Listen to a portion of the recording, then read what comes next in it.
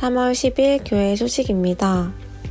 오늘 예배에 참석하신 모든 분들을 주님의 이름으로 환영하고 축복합니다. 우리 밝은 교회는 성경적인 교회인 신약교회 회복을 위해 비신자를 전도하여 제자 삼는 일을 교회의 사명으로 알고 여기에 집중하는 교회입니다. 오늘 예배를 통해서 구주이신 예수님을 만나시고 하늘의 복 많이 받으세요. 2024년 표어입니다. 다 같이 읽겠습니다. 시작. 우리의 섬김이 하나님께 영광, 우리에게 기쁨이 되게 하소서. 전교인 가정 신방 신청을 받습니다. 신방 신청은 2월 25일에서 3월 10일까지이고 신방 기간은 3월 1일에서 6월 30일입니다. 대상은 전교인이고 신청 방법은 목자 목녀에게 주시면 됩니다. 담당은 각 조장입니다. 수요일 선교 예배가 있습니다. 시간은 3월 13일 수요일 저녁 8시고 강사는 권영광 목사님입니다. 담당 목장은 은혜 목장이고 담당은 주기철 목사님입니다. 예배 회복이 신앙의 회복입니다. 주일 연합 예배 느헤미야서 강해사 새로운 시작 영적 재건 수요 예배 왜 예수님인가 1. 예수는 종교 그 이상이다. 설교 동영상을 보며 말씀의 삶을 살려고 노력합니다. 설교 동영상으로 VIP와 결석한 목원들을 섬깁니다. 돕는 기도 부탁드립니다. 교회를 섬기는 모든 팀장과 팀원들에게 지혜와 능력을 부어주셔서 섬김의 열매가 있도록 도와주시옵소서. 목자 목녀와 함께 목장을 세워갈 동역자인 목원들이 평신도 세미나에 참여하도록 은혜를 내려주시옵소서.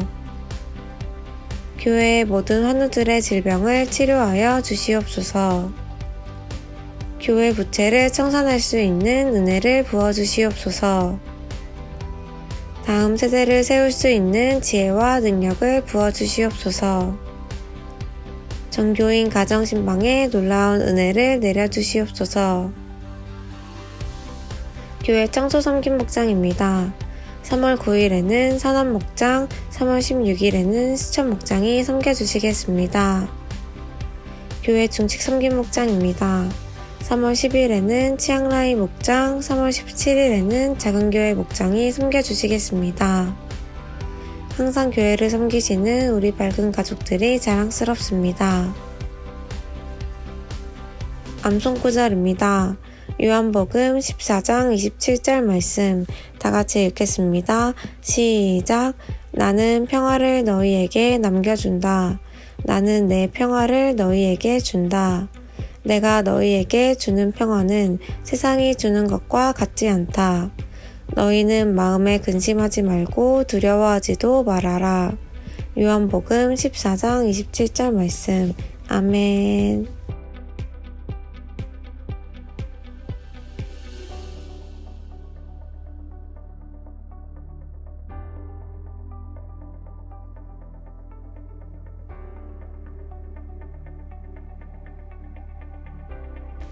이번 한 주간도 주님 안에서 승리하세요.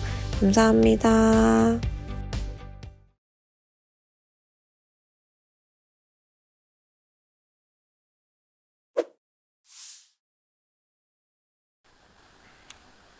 우리가 인생을 살아가다 보면 항상 만나고 꼭 만나는 일이 있습니다. 그것이 희노애락이라고 하는 일입니다. 희노애락은 남녀노소를 구분하지 않고 만나게 되죠. 그 일들로 인해서 어떤 사람은 기뻐하고 어떤 사람은 슬퍼하고 어려움을 경험하고 체험하면서 내일 하루를 어떻게 살아가야 될까 하는 사람들도 있습니다. 우리는 이전에 예수님을 알기 전에 그런 삶을 살았습니다. 그러나 예수 그리스도를 나의 구주와 주인으로 믿고 난 다음에 우리에게 변화된 것은 이제는 주님 앞에 내 삶을 맡길 수 있다는 것이죠. 주님께서 책임지신다라고 하는 그 말씀을 우리가 믿기 때문입니다. 그래서 우리에게 있는 두려움을 하나님께 맡길 수 있는 겁니다. 여러분 삶 속에 혹시 두려움이 있다면 주님께 맡겨보십시오. 주님께서 그 두려움을 맡으시려고 우리에게 구주로 오셨습니다. 주님은 우리의 모든 두려움에서 자유케 하시며 우리의 삶 가운데 하나님이 주시는 은혜로 살게 하십니다. 여러분, 이번 한 주간 동안 살아갈 때 여러분들에게 찾아오는 두려움이 떠나가고 주님이 주시는 기쁨을 누리시고 많은 사람들에게 예수 그리스도의 그 놀라운 은혜를 전하는 한 주간의 삶이 되시기를 주님의 이름으로 축복합니다. 오늘 우리가 읽었던 느헤미야는 지난주 우리가 보았던 3장에 이어서 참 3장 분위기가 좋았어요. 왜 좋았죠? 모든 족속과 가문이 다 마음을 함께해서 성벽과 성문을 재건합니다. 느헤미야의 지도에 따라서 모든 일들이 착착착착 진행되고 있었습니다. 그 일 중간에 일어났던 일이 오늘 본문의 말씀입니다. 잘 되어지고 있으면 꼭 가로막는 일이 생기는 것 같습니다. 그래서 성경에서도 우리에게 이렇게 말합니다. 서 있다고 하는 자들마다 두려워해라. 곧 넘어질 수 있다. 그래서 겸손함을 우리에게 말합니다. 느헤미야가 얘기했을 때 모든 족속과 가문들이 느헤미야의 말을 듣고 맞아, 우리 성벽과 성문을 재건하자, 한마음 한뜻으로 한 방향으로 해보자. 그래서 한마음이 되어서 일을 하기 시작합니다. 그런데 그것을 들었던 사람들이 있었습니다. 기분 좋은 사람도 있죠. 야, 70년 만에 드디어 우리가 하나님 앞에 온전히 예배를 드릴 수 있겠구나. 하나님 앞에 온전한 제사를 올려드릴 수 있겠구나. 이 기쁨이 있었습니다. 그런데 산발랏이라고 하는 북쪽에 있는 사람인데 얘기를 들으면서 화를 냅니다. 몹시 화를 냈다고 합니다. 분노를 냅니다. 저들이 누구이기에 이것을 쌓는단 말인가. 그래서 화를 냈다고 합니다. 어처구니가 없는 일입니다. 느헤미야는 지금 하나님의 음성을 듣고 하나님의 뜻대로 하나님의 계획을 이루려고 예루살렘으로 왔습니다. 느헤미야가 단순하게 온 게 아니라 그랬죠. 그가 결단하고 기도하면서 하나님의 인도를 받았습니다. 지금 느헤미야가 있어야 될 것은 너무나 좋은 왕의 보좌 옆에 있는 겁니다. 권력도 있습니다. 누릴 것도 있습니다. 그러나 하나님께서 말씀하셨기 때문에 그것을 다 내려놓을 수 있었던 것입니다. 그리고 참 힘들고 어려운 예루살렘으로 와서 그 백성들을 도와주려고 성공시켜 주려고 섬깁니다. 그런데 동서남북 사방에서 느헤미야의 일을 가로막습니다. 비방할 뿐만 아니라 빈정거립니다. 업신여깁니다. 그러면서 그 일이 이렇게 말합니다. 너희들이 한다고 뭐가 되겠어? 이렇게 말합니다. 참 힘들고 어려웠을 겁니다. 여러분, 누군가가 여러분들이 어떤 일들을 할 때 누군가 빈정거리면 여러분 빈정이 상하죠. 누군가가 여러분들을 업신여기면 여러분 마음속으로 내가 이걸 해야 될까? 말해야 될까? 에이, 때려치워. 그럴 수도 있습니다. 근데 그 내면에 있는 것이 두려움이라는 겁니다. 실패하면 어떡하지? 안 되면 어떡하지? 이거 잘못되면 어떡하지? 라고 하는 두려움이 우리에게 있다고 합니다. 그래서 사람들은 두려움을 싫어합니다.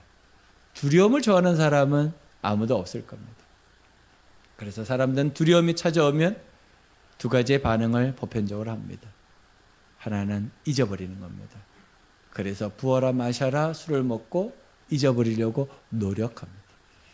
두려움을 잊기 위해서입니다. 또 한 종류의 사람은 회피합니다. 나는 몰라. 내가 뭐 알겠어? 도망갑니다. 근데 여러분, 두려움은요 상어의 이빨과 같다 그랬어요. 두려움이 우리를 한번 물면요 놓지를 않습니다. 우리가 잊어버리려고 해도 도망가려고 해도 그 두려움은 우리를 따라옵니다. 죽을 때까지. 그렇다면 우리가 어떻게 두려움을 이길 수 있을까? 참 쉽지 않습니다. 그런데 오늘 느헤미야와 백성들이 하나의 선택을 합니다. 기도라는 선택을 합니다. 너무나 단순한 방법이지만 그것이 가장 해결책이라는 것을 느헤미야와 백성들은 알고 있었던 것입니다. 여러분 삶 속에 두려움이 찾아올 때 여러분들은 어떻게 반응하고 계십니까? 혹시 잊어버리려고 노력하십니까? 아니면 회피하려고 노력하십니까? 아니면 기도하십니까? 하나님께서 오늘 느헤미야 4장을 통해서 우리에게 하시려고 하시는 말씀은 그 두려움 가운데 기도하라는 겁니다. 사방에서 힘든 사람들이 옵니다. 어려운 사람들이 옵니다. 근데 왜 왔을까? 왜 이 세상은 뭔가를 하려고 하면 꼭 누군가가 꼭 무슨 상황들이 일어날까? 수많은 철학자들이, 연구가들이 답을 찾았습니다. 근데 답을 찾지 못했다고 그러죠. 근데 로마서 3장 23절에 그 답을 바울이 이렇게 말합니다. 모든 사람이 죄를 범하였습니다. 그래서 사람은 하나님의 영광에 못 미치는 처지에 놓여 있습니다. 왜 이 세상에는 갈등이 있고 미워하고 시기하고 질투하고 어려워하는 일들이 생길까? 원인이 뭘까? 바울은 로마에 있는 성도들에게 말합니다. 모든 사람이 죄인이기 때문이다. 여러분, 모든 사람은 죄인입니다. 다른 말로 모든 사람은 부족합니다. 모든 사람은 연약합니다. 모든 사람은 다른 사람에게 상처를 줄 수 있습니다. 여러분, 이거를 기억하고 사셔야 됩니다. 그렇지 않으면 자꾸 질문합니다. 왜 나에게? 왜 우리 집에? 왜 우리 목장에? 왜 우리 교회에? 이 질문을 하게 됩니다. 답은 단순합니다. 모든 사람이 죄인입니다. 그래서 서로에게 상처를 주고 상처를 받습니다. 여러분, 이 세상에 완전한 사람을 보신 적 있습니까? 없습니다. 잠시 눈이 헷가닥할 수는 있습니다. 우리가. 저는 저희 집사람이 완전한 줄 알았어요. 그래서 결혼했습니다. 이 정도인지 알았다면 저는 결혼을 더 고민해 봤을 겁니다. 근데 사랑이라는 게 눈에 딱 뒤집어 쓰니까 완전해 보이더라고요. 그래서 결혼했습니다. 결혼하고 저는 3개월 만에 실상을 봤습니다. 아니라는 걸 확신했습니다. 그리고 너무나 힘겨운 시간들을 또 보냈습니다.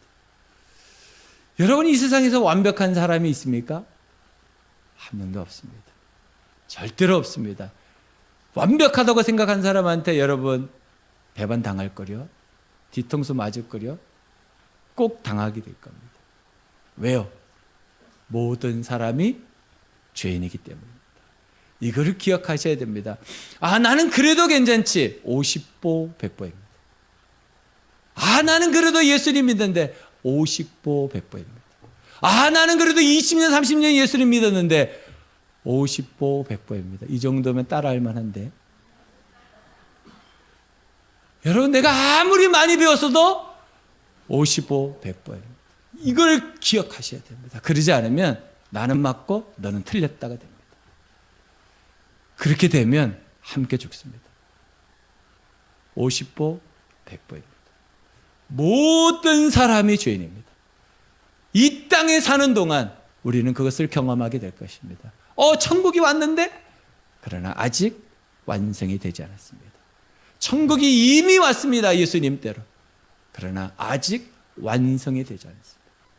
그래서 이 땅에서는 눈물을 흘릴 일이 있고, 속상한 일이 있고, 고통받는 일이 있고, 괴로운 일이 있습니다. 이것을 통칭해서 우리는 두려움이라고 말합니다. 이 두려움은 미래에 일어날 불확실한 불안감을 두려움이라고 말합니다. 앞으로 일어날 일인데 그게 불안해. 그것을 두려움이라고 말하는 겁니다. 이 땅에 사는 사람 치고 두려움이 없는 사람이 있을까요? 아무도 없습니다. 느헤미야가 3장만 생각한다면 너무나 좋았습니다. 평탄했습니다. 아주 형통했습니다. 순조로웠습니다. 그런데 사방에서 달려듭니다. 산발랏이라는 사람이 북쪽에서 치고 들어오고, 아스도 사람들이 서쪽에서 치고 들어오고, 도비아라는 사람이 동쪽에서 치고 들어오고 게셈이라는 사람이 남쪽에서 치고 들어오고 사방이 막혀 있습니다. 빈정거리고 업신여기고 헐뜯고 되겠냐 깔보고 이런 일들이 일어납니다. 그때 느헤미야와 백성들이 한탄하거나 원망하거나 넘어지거나 포기하지 않습니다. 하나님 앞에 나아가 기도합니다.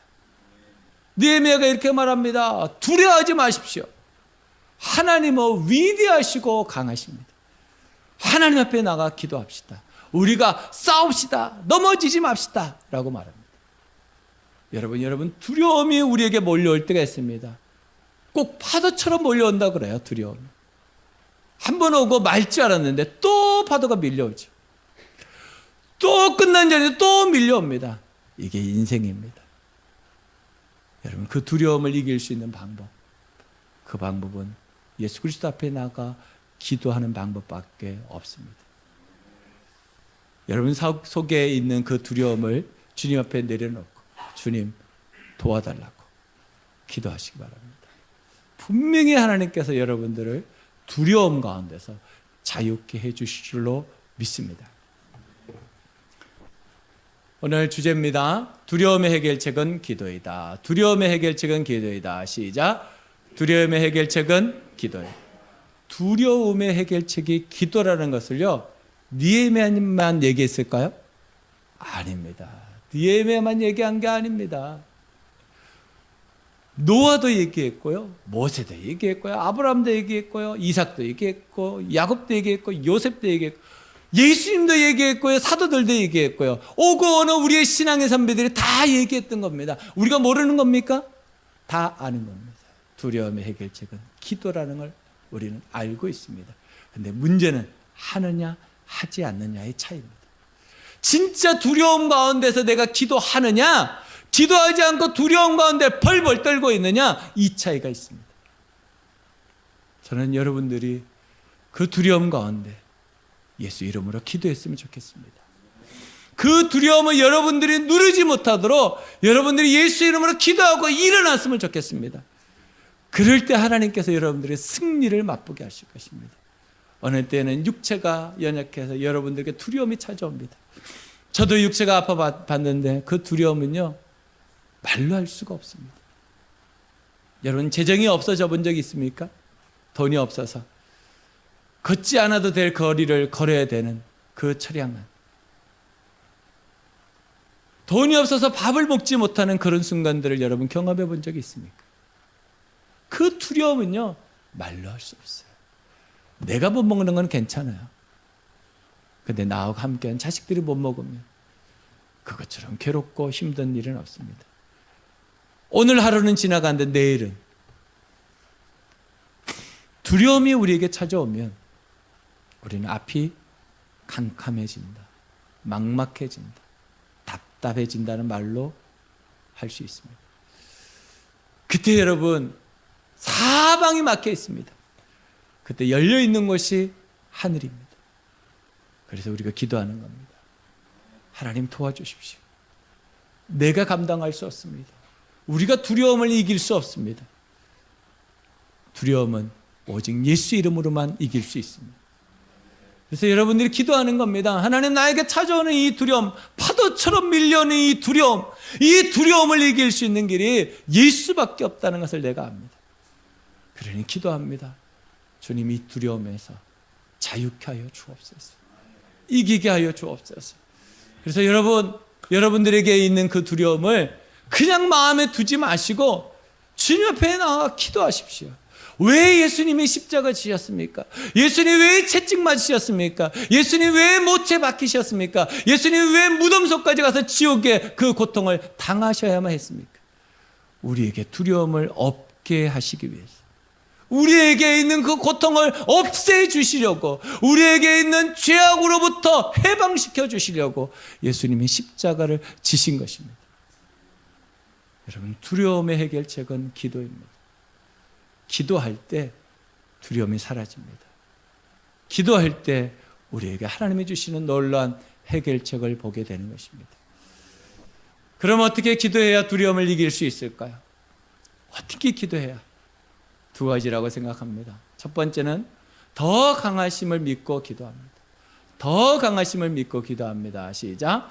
더 강하심을 믿고 기도합니다. 14절 말씀입니다. 백성이 두려워하는 것을 보고 나는 귀족들과 관리들과 그 밖의 백성들을 격려하였다. 그들을 두려워하지 말아라. 위대하고 두려운 주님을 기억하고 형제 자매와 자식과 아내와 가정을 지켜야 하니 싸워라. 뭐라고 말합니까? 위대하고 강하신 주님을 기억하라고 말합니다. 이때 당시의 사람들에게 기도하라, 직접적인 얘기가 아니고 기억하라는 단어를 여러분 초점 맞추셔야 됩니다. 뭘 기억합니까? 기억이라는 것은 과거에 뭔가가 일어난 일들에 대해서 회상하는 겁니다. 과거에 이스라엘 백성들에게 무슨 일이 있었을까요? 그들이 불순종해서 했을 때 하나님께서는 그 나라를 망하게 하셨습니다. 망하게 할 뿐만 아니라 그 백성들을 포로로 끌고 가셨습니다. 그리고 70년 동안 식민지 밑에서 포로 생활, 노예 생활, 정말 말로 할 수 없는 핍박 속에서 살게 했습니다. 그런데 70년이 지나서 하나님께서 그들을 다시 땅으로, 고국으로 귀환시키셨습니다. 되돌아오게 하셨습니다. 회복시켜 주셨습니다. 이것을 기억하라는 것. 하나님의 능력이 지금 사방에서 공격하는 사람들보다 더 강하다, 더 힘이 있다, 더 위대하시다. 그거를 믿으라는 거야. 여러분, 우리가 기도할 때 이것이 중요합니다. 더 강하심을 믿고 기도하는 것입니다. 그냥 하나님 도와주십시오, 그분이 힘이 있는지 없는지도 모르고 불안한 가운데 기도하는 것이 아니라 주님은 더 강하신 분이십니다. 그래서 우리가 기도하는 겁니다.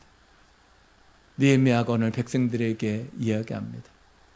더 강하신 주님을 믿고 그분을 기억하고 기도하라고 말합니다. 여러분, 두려움이 우리에게 밀려옵니다. 왜 우리가 두려워하고 떠느냐면 그것이 내가 가지고 있는 능력보다 크다라고 인정하기 때문입니다. 그러나 내 능력보다 더 강하신 능력이 나를 도와줄 수 있다면, 정말 위대하시고 놀라우신 그 능력이 나를 도와주실 수 있다면 우리는 두려움에서 벗어날 수 있는 것입니다. 그래서 기도할 때 더 강하신 주님, 그분을 믿고 기도할 때 우리는 승리할 수 있는 것입니다. 우리의 힘으로는 안 됩니다. 주문처럼 외운다고 되지 않습니다. 두려움아 떠나가라 아무리 외치도 안 됩니다. 예수 그리스도 그분의 그 강하시고 놀라우신 능력을 내가 믿을 때 두려움은 사라지게 되어 있습니다. 마태복음 10장 28절에 이렇게 말합니다. 몸은 죽일지라도 영혼은 죽이지 못하는 일을 두려워하지 말고 영혼도 몸도 둘 다 지옥에 던져서 멸망시킬 수 있는 분을 두려워하여라. 우리가 누구를 두려워해야 합니까? 우리가 누구를 진짜 두려워해야 합니까?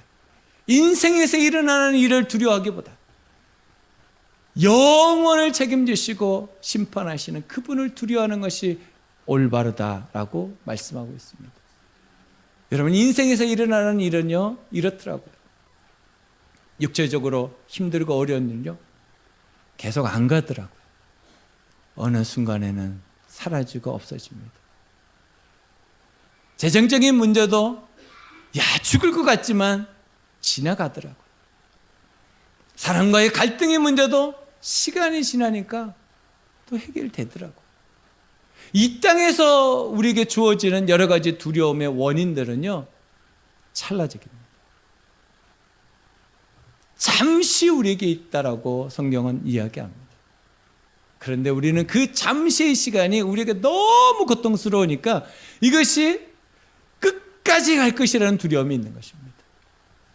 근데 성경에서는 우리에게 분명히 말합니다. 끝까지 가지 않는다.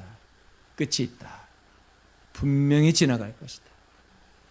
왜냐하면 그들이 우리를 상하게 할지라도 최대한 상하게 할 수 있는 게 몸밖에 없습니다. 최대한 해봤자 몸밖에 상하지 않습니다. 주님은 우리의 영혼을 책임지시고 영원토록 우리와 함께 하십니다. 여러분, 더 강하신 주님, 우리를 위해서 십자가까지 지시고 우리를 위해서 무덤까지 내려가셨다가 3일 만에 부활하신 예수 그리스도, 그분을 믿으십시오. 그분이 더 강하십니다. 그분이 더 위대하시고 힘이 되십니다. 우리가 그분을 믿을 때 진짜 두려움을 이겨낼 수 있습니다. 제가 어릴 때 참 두려운 적이 있었습니다. 저희 부모님이 부부싸움 할 때였어요. 참 두려웠습니다. 한 번 하면 끝나겠지 싶었습니다. 근데 한 달에 15회를 하시더라고요. 어떻게 아느냐? 제가 달력에다가 체크를 했었거든요. 초등학교 5학년 때 그 큰 달력에다가 도대체 한 달에 몇 번이나 싸우나, 도대체 몇 번이나 싸우나 해봤더니 15일을 싸우시더라고요. 저는 날마다 불안했습니다. 그런데 지나가더라고요. 5학년이면 12살입니다. 벌써 저에게 44년이라는 시간이 훅 지나갔습니다. 여러분, 지나갑니다. 이게 영원히 지속될 것 같고 끝나지 않을 것 같지만 지나갑니다. 여러분, 지나갔을 때 하나님 앞에 상 받는 삶으로 사셔야 됩니다. 그러지 않고 이 시간이 누군가를 원망하고 누군가를 대적하고 원수 갚는 삶을 살면 주님 앞에 섰을 때 상 없습니다. 원수는 우리가 갚는 게 아닙니다. 바울 선생님은 분명히 우리에게 말합니다. 원수 갚는 것이 우리에게 있는 것이 아니라 하나님께 있다. 여러분, 주님께 맡기십시오. 그것이 기도입니다. 하나님께서는 더 강하시고 우리를 충분히 도와주실 수 있는 분입니다. 그분 앞에 기도하며 한 주간의 삶을 승리하시기를 주님의 이름으로 축복합니다. 두 번째는 우리가 어떻게 기도해야 두려움을 이기느냐? 해결책이 있음을 믿고 기도하는 것입니다. 해결책이 있음을 믿고 기도합니다. 시작. 해결책이 있음을 믿고 기도합니다. 여러분, 왜 두려워합니까? 해결책이 없다고 생각하니까 두렵습니다. 해결책이 있다고 생각하면 두려움이 없습니다. 4절 말씀입니다. 우리 하나님 들어주십시오. 우리가 이렇게 업신여김을 받고 있습니다. 제발 우리에게 퍼붓는 그 욕이 그들에게 되돌아가게 하여 주십시오. 그들이 노력을 당하게 하시고 남의 나라로 끌려가게 하여 주십시오. 그들의 죄를 용서하지 마시고 그들의 죄를 못 본 채 하지 마십시오. 그들이야말로 성을 쌓고 있는 우리 앞에서 주님을 모욕하는 자들입니다. 지금 이 일을 왜 시작했습니까? 주님이 맡기신 일입니다. 주님께서 하시는 일입니다. 주님께서 계획하신 일입니다. 그런데 사방에서 사람들이 비방하고 업신여기고 빈정거립니다. 그것을 누구한테 하는 것이라고 이야기합니까? 하나님께 하는 것이라고 얘기합니다. 여러분, 우리가 하나님 앞에 섰을 때 두려움이 없는 이유 중에 한 가지는 주님 앞에 기도라고 하는 탁월한 방법이 있기 때문입니다.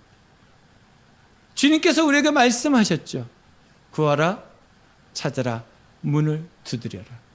여러분, 너무 많이 들어서 아는데까지입니다.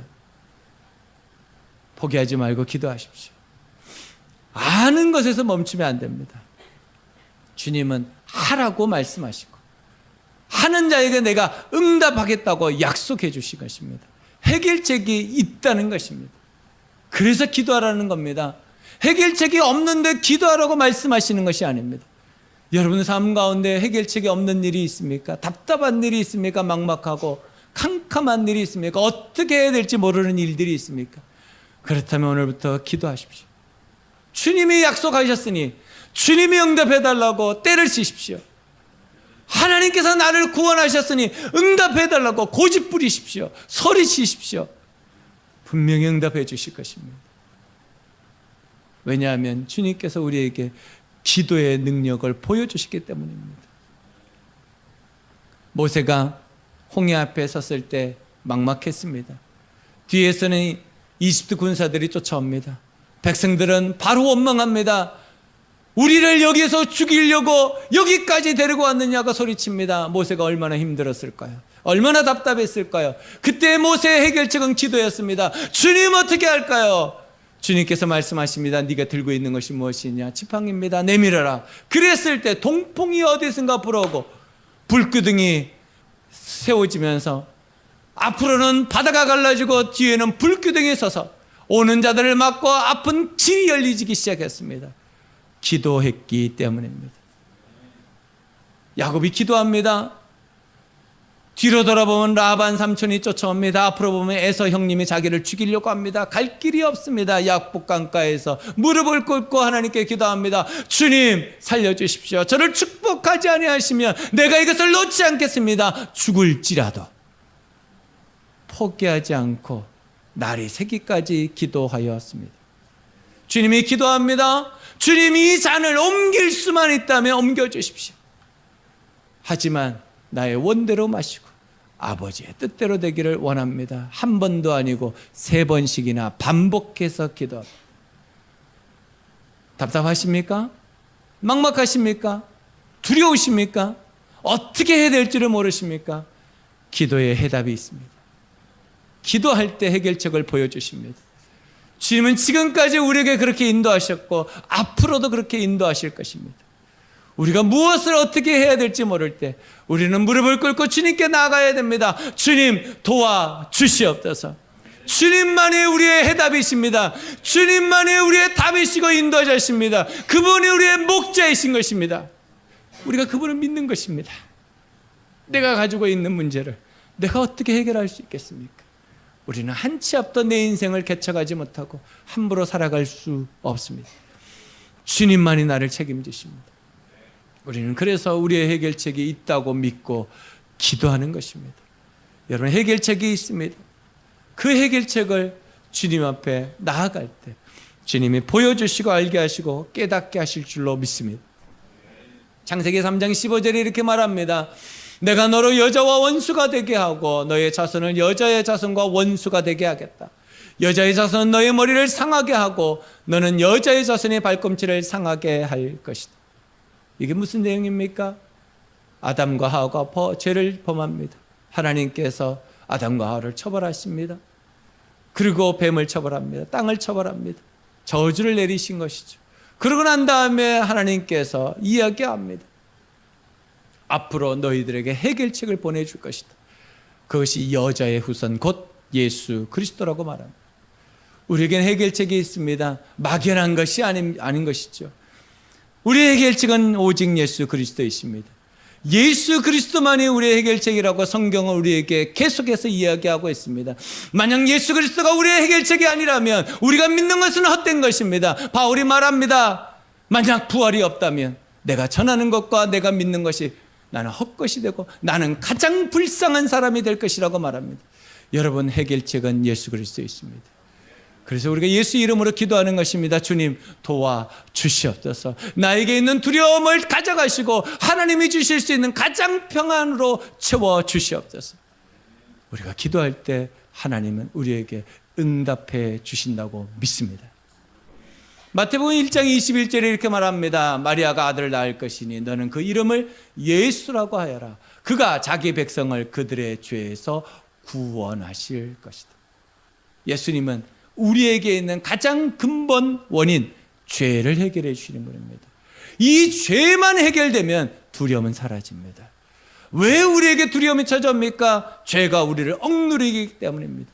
여러분 죄에서 벗어나셔야 됩니다. 그래야지만 두려움을 이길 수 있습니다. 두려움에 벗어나려면 예수 그리스도를 믿으셔야 됩니다. 예수 그리스도를 믿으려면 예수 그리스도의 보혈과 예수 그리스도의 부활을 믿으셔야 하는 것입니다. 여러분 가운데 이 복음이 없으면 두려움은 여러분을 장악하고 여러분을 부자여게 하고 여러분의 인생은 더 캄캄해지고 말 것입니다. 주님은 여러분의 인생을 그쪽으로 가기를 원치 않습니다. 더 환한 쪽으로, 희망이 있는 쪽으로, 생명이 있는 쪽으로 인도하기를 원하시는 것이죠. 요한복음 16장 31절에 이렇게 말합니다. 내가 이것을 너에게 말한 것은 너희가 내 안에서 평화를 얻게 하려는 것이다. 너희는 세상에서 환난을 당할 것이다. 그러나 용기를 내어라. 내가 세상을 이겼다. 아멘. 주님께서 우리에게 말씀하십니다. 환난을 당할 것이다. 이 땅에서 환난을 당하지 않을 수 있는 방법은 없습니다. 다 환난을 당합니다. 각가지의 방법으로 환난을 당할 것입니다. 그러나 결론이 중요합니다. 내가 이겼다. 그러니 용기를 내라고 말합니다. 두려워하지 말라고 말합니다. 내가 너와 함께 할 것이고 내가 너희를 도와줄 거라고 말합니다. 내가 너희를 위하여 십자가를 지지 않았느냐. 내가 너와 함께 할 것이라고 말하는 것입니다. 여러분 힘을 내십시오. 두려움이 여러분을 장악하지 못할 것입니다. 주님이 이기셨습니다. 그러니까 두려움의 해결책이 있는 것입니다. 예수가 해결책입니다. 여러분 두려움의 해결책인 기도의 삶을 결단하시면 좋겠습니다. 여러분 삶 속에서 언제 어디서든지 주님 앞에 기도하기로 결단하시면 좋겠습니다. 분명히 어둠이 몰려올 것입니다. 답답하고 막막한 것들이 몰려올 것입니다. 기도하면 그 어둠 뒤편의 태양이 비춰서 우리의 삶이 역전될 것입니다. 분명히 역전될 것입니다. 왜냐하면 주님은 지금도 살아계십니다. 지금도 우리의 기도를 들으시고 우리에게 응답하시기 때문입니다. 여러분 이번 한 주간 동안 살아계신 하나님, 역사하시는 하나님을 꼭 경험하시고 승리하시기를 주님의 이름으로 축복합니다. 기도하겠습니다.